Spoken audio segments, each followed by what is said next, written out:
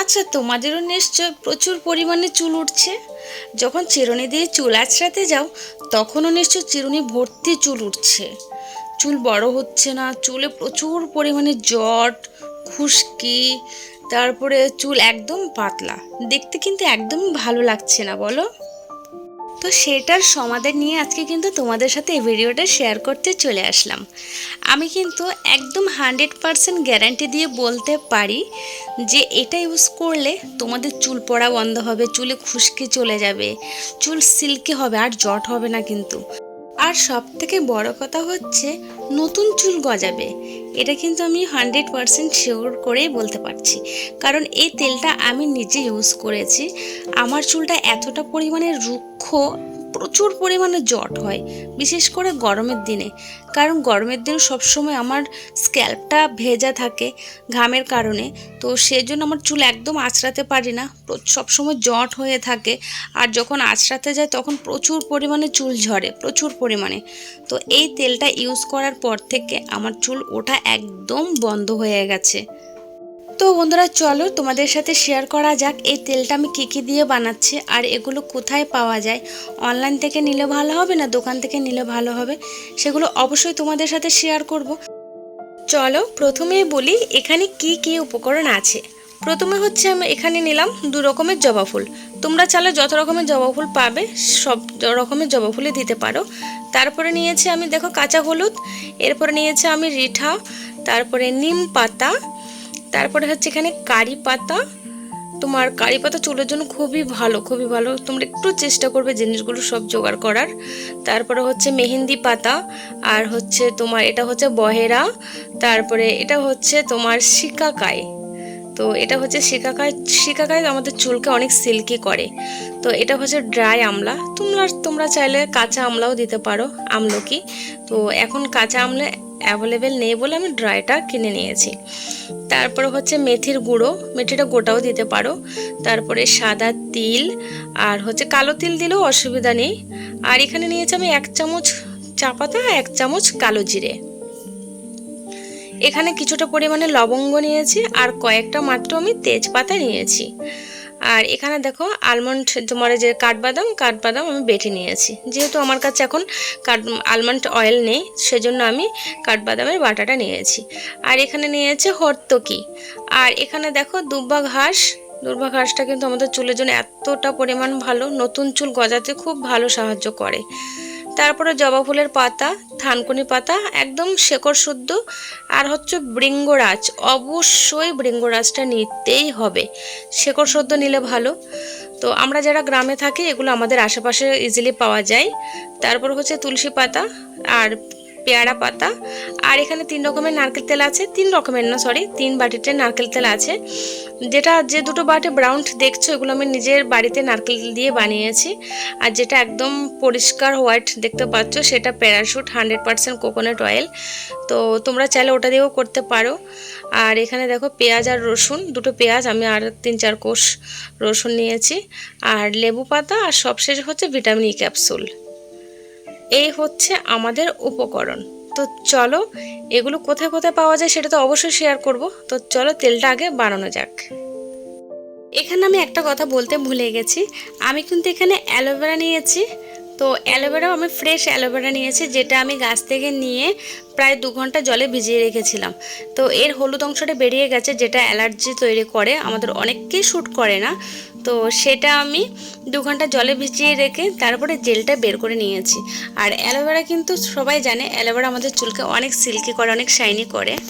এবার দেখো আমি এখানে কড়াই বসিয়ে দিয়েছি, আর কড়াইয়ে কিন্তু আমি প্রথমে 3 বাটি তেল দিয়ে দিয়েছি। আর আমার এই 3 বাটি তেল প্রায় 600 গ্রাম আছে। এরপর আমি শুকনো জিনিসগুলো এক এক করে দিয়ে দেব। রেঠা, শিকাকাই, আমলা, বহেরা, হর্তকি, তারপরে হচ্ছে চা পাতা, কালো জিরে, তারপরে তিল। তো মোটামুটি যা যা শুকনো জিনিস ছিল, তেজপাতা, লবঙ্গ, মোটামুটি সব কিছু প্রথমে দিয়ে দেব। দেওয়ার পরে যখন ফেনাটা বেরিয়ে যাবে কিছুক্ষণ, প্রায় 5-10 মিনিট আমি লো ফ্লেমে এটাকে জাল দেব।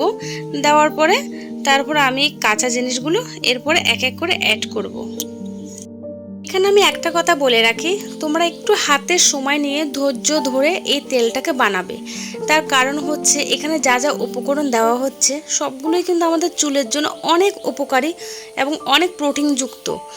তো সেই জন্যই এগুলো যদি পুড়ে যায় তাহলে তো এগুলোর ভিটামিনসগুলো সব খারাপ হয়ে যাবে। তো সেই জন্য একদম ধিমে আছে এটাকে করতে হবে। এগুলো কিন্তু একদম পোড়ানো যাবে না, কিন্তু লো ফ্লেমে এটাকে করে এটা যখন মুচমুচে হয়ে যাবে, কিন্তু পুড়ে যাবে না, মুচমুচে হয়ে যাবে, তখন এটাকে নামিয়ে ছেঁকে নিতে হবে।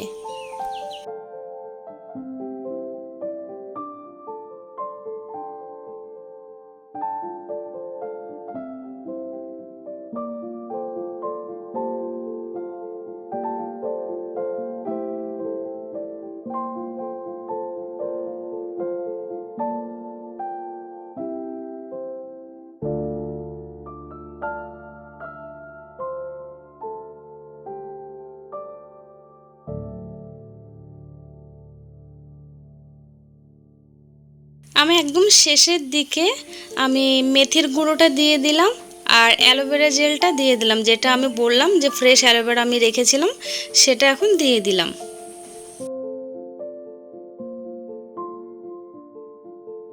এদিকে দেখো আমার তেলটা কি সুন্দর হয়ে গেছে, কিন্তু তোমরা একটু খেয়াল করলে বুঝতে পারবে আমার উপকরণ কিন্তু একটাও পুড়ে যায়নি, কিন্তু এগুলো ভালো মতো একদম ব্রাউন শেপে চলে আসছে আর একদম মুচমুচে হয়ে গেছে, ধরলেই বোঝা যায়। তো যাই হোক, এই তেলটা ছেঁকে নেব তার আগে তোমাদের সাথে একটা কথা শেয়ার করি। তোমরা মোটামুটি কাঁচা কাঁচা যে উপকরণগুলো আছে সেগুলো তোমাদের আশেপাশে তো পেয়ে যাবে, আর যেগুলো শুকনো ড্রাই জিনিস আছে সেগুলো মুদিখানার দোকানে ইজিলি পেয়ে যাবে। আমরা যারা গ্রামে থাকি আমাদের আশেপাশে কিন্তু ছোটোখাটো দোকান, তো এসব ছোটোখাটো দোকানে তোমরা হয়তো নাও পেতে পারো। একটু চেষ্টা করবে, যেখানে বেশ বড় বড় দোকান আছে, বড় বড় মুদিখানার দোকান আছে, বেশ অনেকটা দোকান মার্কেট আছে, সেখানে গিয়ে তোমরা খোঁজ করতে পারো, সেখানে ইজিলি পেয়ে যাবে। আর হ্যাঁ, তোমরা যদি না পাও অনলাইন থেকেও নিতে পারো, তবে হ্যাঁ দোকান থেকে নিলে তোমাদের দামটা কমে চলে আসবে, অনলাইনে কিন্তু দ্বিগুণ দাম। বন্ধুরা, আমার তেলটা হয়ে গেছে, এটাকে আমি ভালো করে ছেঁকে নেব।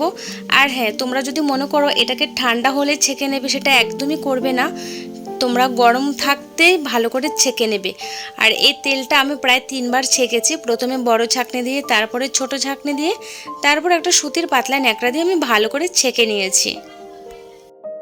তো বন্ধুরা দেখো, তেলটা আমি একটা কৌটোতে নিয়ে নিয়েছি, তারপরে বাকি যেটা ছিল সেটা একটা বাটিতেই আছে। তো এখানে আমি 5টা ভিটামিন ই ক্যাপসুল অ্যাড করব। ভিটামিন ই ক্যাপসুলের ভিতরটা যে অয়েলটা আছে সেটা আমি এখানে অ্যাড করে দেবো তেলের সাথে। আর হ্যাঁ, তোমরা অবশ্যই চেষ্টা করবে 1 চামচ ক্যাস্টার অয়েল আর 1 চামচ অলিভ অয়েল দিতে। যদি না পাও তাহলে কোনো অসুবিধা নেই, কিন্তু আমি এখন আমার হাতের কাছে নেই তাই আমি অ্যাড করতে পারলাম না। আমার অর্ডার দেওয়া আছে, ক্যাস্টার অয়েল আর অলিভ অয়েলটা আসলে আমি এখানে এই তেলটার সাথে 1 চামচ করে আমি অ্যাড করে নেব। আর তোমরা যদি না পাও তাতেও কোনো অসুবিধা নেই, কারণ এখানে যা যা উপকরণ আছে সব কিছুই কিন্তু চুলের জন্য অনেক উপকারী, চুলের একদম বলতে গেলে ভিটামিন। তো আশা করি এই তেলটা ইউজ করলে তোমরা অনেক ভালো রেজাল্ট পাবে। এখানে একটা কথা বলে রাখি, তোমরা চেষ্টা করবে তেলটা ওভারনাইট রাখতে। যদি ওভারনাইট রাখতে না পারো, তোমরা কম করে শ্যাম্পু করার 2 ঘন্টা আগে তেলটা দিয়ে তারপরে শ্যাম্পু করে নেবে। আর তেল দেওয়ার সাথে সাথে কিন্তু তোমরা কম করে 5 থেকে 10 মিনিট মাসাজ করবে, কারণ মাসাজ করলে আমাদের অনেক চুলের স্ক্যাল্পের জন্য অনেক উপকার। মাসাজটা একদম মাস্ট করতেই হবে। বাচ্চাদের চুল সবাই কিন্তু পছন্দ করে, কিন্তু এই বাচ্চাদের চুলকে বেশি করে যত্ন করতে হয়, যেহেতু ওদেরকে আমরা অনেকে আছে যে ছোটোবেলা থেকে মেয়েদের চুল রাখি। তো আমি তো আগে অনেক টাক করতাম, বছরে 2বার করে, প্রায় 2বার 3বার করে ট্রাক করতাম। এখন আর ওকে বাড়িতে কেউ টাক করতে দেয় না, তো সেই জন্য ও চুলের যত্ন নিয়ে টেনশনটা আমার একটু বেশিই ছিল। কারণ ও তো স্কুলে খেলাধুলা করে, তো চুলে খুব নোংরা হয়, চুলে জট হয়, তারপরে গিয়ে চুল মানে যখন আঁচড়াতে গেলে দেখি চুল ঝরছে, তো খুব টেনশানে পড়ে গেছিলাম। তো লাস্ট তো তোমাদেরকে বললাম 1-1.5 বছর ধরে এই তেলটা ইউজ করে ওর চুলটা অনেক সিল্কি হয়েছে আর লম্বাও হয়েছে আগের তুলনায়। তারপরে হচ্ছে তোমার ওর চুল আগের মতো এখন আর একদমই জট হয় না, আর চুল তো একদমই ঝরে না। তো আমি চেষ্টা করব সারা জীবন এই তেলটা ইউজ করার জন্য। কারণ কি বলো তো, আমরা কিন্তু প্রত্যেক মানুষই তেল ইউজ করি। বাজারে অনেক রকমের তেল আছে, আমরা অনেক রকমের তেল যার যেটা পছন্দ আমরা কিনে ইউজ করি। কিন্তু আমরা যদি ওই তেলটা ইউজ না করে যদি নিজের হাতে নিজের চোখের সামনে অর্গানিক হেয়ার অয়েল, নিজের একদম পছন্দের একটা তেল, ভালো হেলদি একটা তেল নিজের হাতে বানিয়ে ইউজ করি, আমি মনে করব দোকানের তেলের থেকেও আমাদের হাতে বানানোর তেলে অনেক ভালো রেজাল্ট পাওয়া যাবে। আমি শুধু তোমাদেরকে একটাই রিকোয়েস্ট করব, তোমরা অবশ্যই একবার হলো এই তেলটা ইউজ করে দেখো, আর ইউজ করার পরে রেজাল্টটা তোমাদের চোখের সামনেই তোমরা দেখতে পাবে। তো বন্ধুরা চলো ভিডিওটা এখানে শেষ করি। আর হ্যাঁ, ভিডিওটা কেমন হয়েছে অবশ্যই কমেন্টে জানিও। তো সবাই ভালো থেকো, সুস্থ থেকো, দেখা হবে নতুন কোনো ব্লগে।